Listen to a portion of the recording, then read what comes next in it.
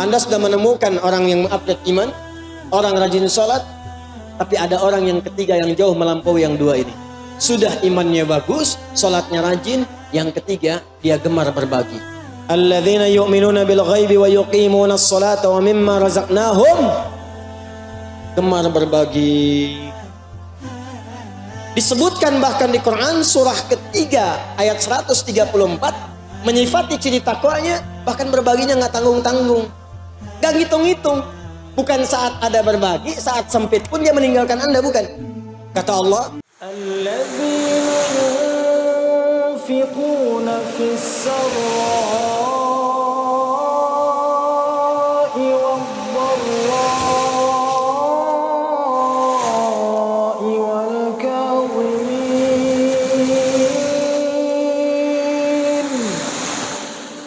wal kadhimin al-ghayza wal-'afina 'anil nas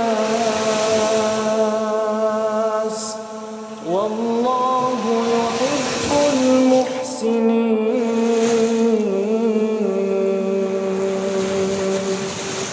Kalau Anda menemukan teman seperti ini, maka dia punya kriteria yang mengungguli dua yang pertama. Ambil sebagai teman. Kenapa? Karena dia akan bersama Anda saat sulit dan bahkan saat senang. Ada teman kalau Anda senang, dia datang. Anda sulit, dia pergi. Dan banyak yang sekarang begitu.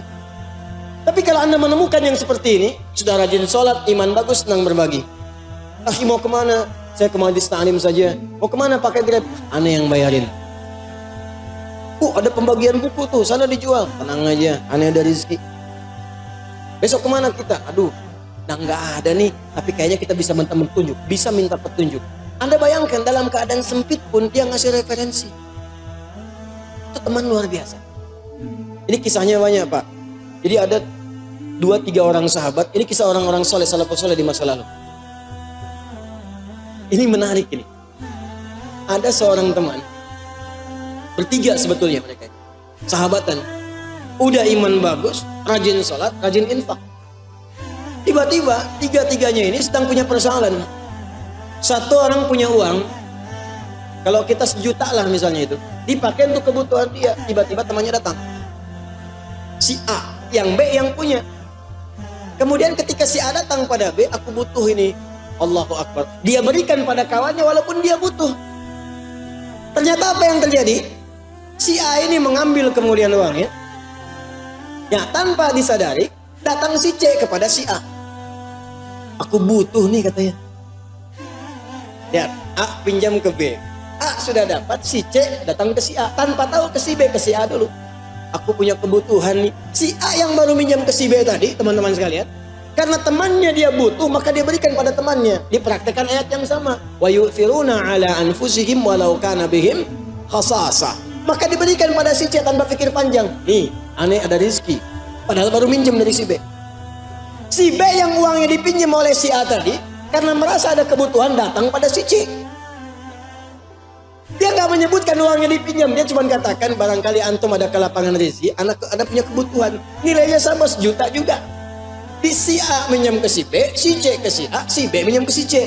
Si C pun tanpa pikir panjang karena punya sifat ini, diberikan langsung seketika.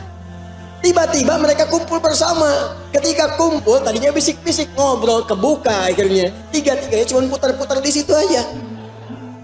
Akhirnya tiga-tiganya hanya tertawa. Kemudian mereka bagi sesuai kadar kebutuhan masing-masing. Bagi 3 pada akhirnya. Kawan tuh begitu. Bahkan ada di antara mereka yang tak terlukiskan kisahnya. Sampai menjelang sakaratul maut tuh masih berbagi.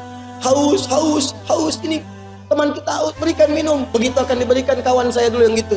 Diberikan pada dia dulu, sampai putar-putar. Begitu akan diberikan pada yang pertama sudah meninggal, syahid. Yang kedua syahid, ketiga syahid. Semuanya syahid tanpa ada yang menangguk minuman di antara mereka demi untuk kerabatnya. Kemana mukmin satu dan yang lain saling menguatkan bagai bangunan? Kemana mukmin satu yang lain bagaikan satu tubuh? Kalau satu mengeluh yang lain merasakan, mana buktinya? Satu dikasih banjir, yang lain video. Ada kebanjiran, apa yang Anda kerjakan?